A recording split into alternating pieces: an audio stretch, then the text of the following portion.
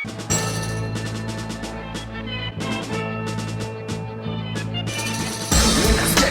there's no doubt you're gonna get hit, kicked, knee knocked, and choked out.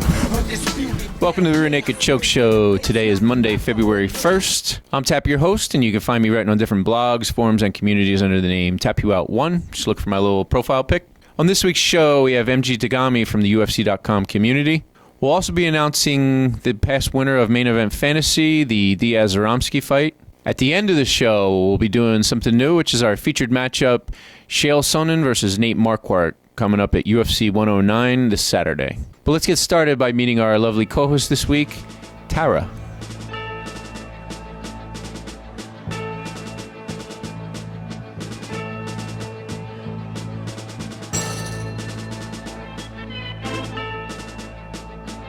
Oh, welcome to the show, Tara. Hi, how are you? Good to have you. Hey, tell us a little bit about yourself. I'm a model, and I'm a hula hoop performer at Harris Casino in Atlantic City. Hula hoop, tell us a bit about that.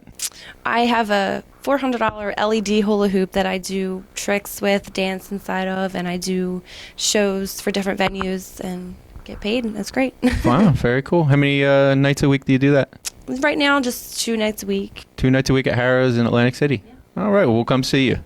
Welcome to the show. Hey, you provided us with some pictures. Let's take a look at those right now.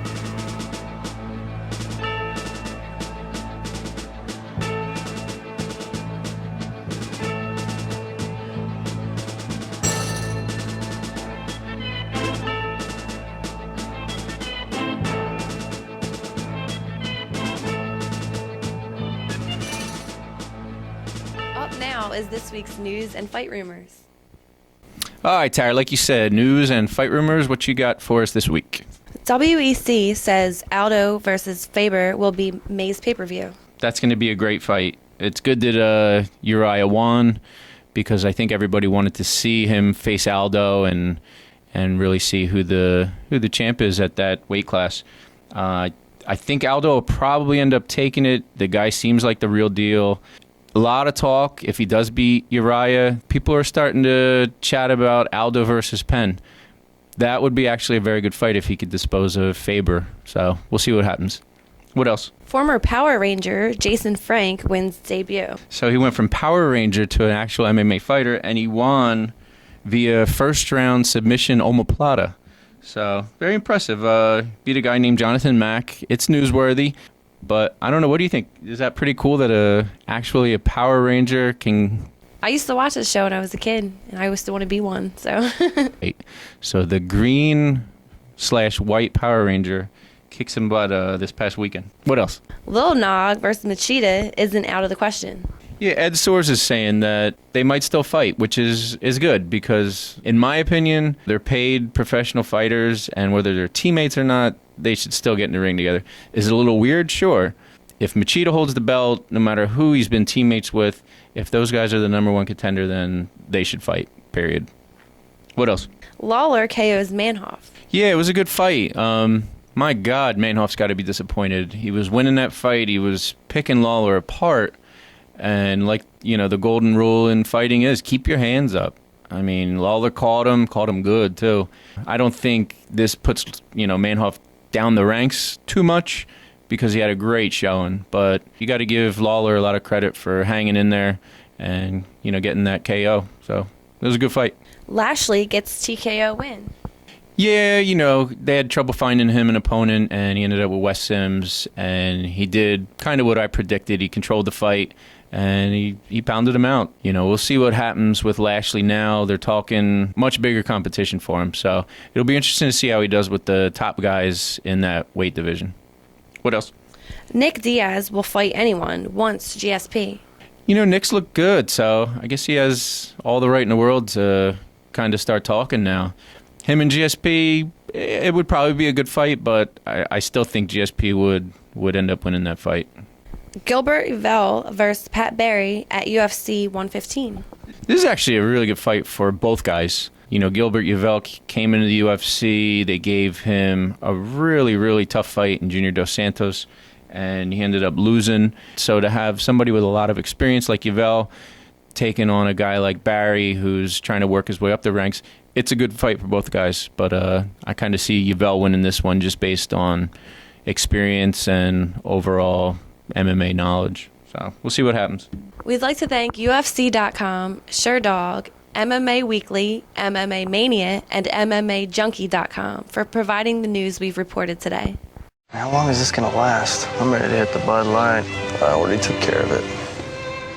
Say, well, all right, now we are gathered here today to join in marriage, Bob and Julie. Bob, do you take this woman to be your lawfully wedded wife? Do I hear and I do, I do, do I hear and I do? I do. Julie, do you take this man to be your lawfully wedded husband? Do I hear and I do, I do, do I hear and I do? I do. Going once, going twice, and now pronounce you husband and wife, you may kiss the bride. And away we go. Refreshingly smooth Bud Light. Always worth it. So what I owe you? 100, 100 and a quarter, 100 and a half, 175.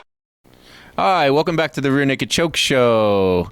On the phone tonight, we have with us MG Takami from the UFC.com community.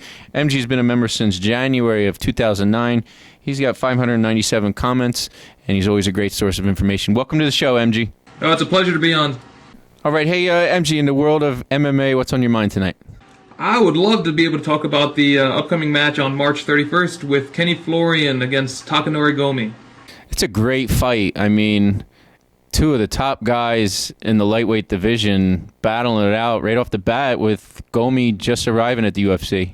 I'm definitely looking forward to it. I'm a big Gomi fan. I wish that the UFC could have acquired him maybe a year or two ago. He's kind of, I don't know, on a stint right now where he's only won 2 of his last 4 fights. But, you know, he's always an exciting fighter, and it should be a good one. Yeah, absolutely. Hey, for our viewers, why don't you, since you're a Gomi fan, tell us a little bit about Gomi.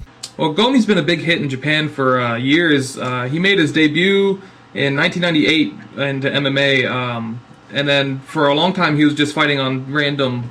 In 2003, he actually fought BJ Penn in Hawaii and lost that fight by rear naked choke. But after that fight, he went on a 10-fight win streak, dominating Pride in the Bushido series and becoming the first lightweight champion of Pride. And like you said, he's 2-4 in his last fights, but once you get to that level, you really don't fight any, lesser competition. So all his fights have been against big names. Do you think if Gomi can get past Kenny Florian that they'll give him an instant title shot with either the winner of the BJ Penn Frankie Edgar fight?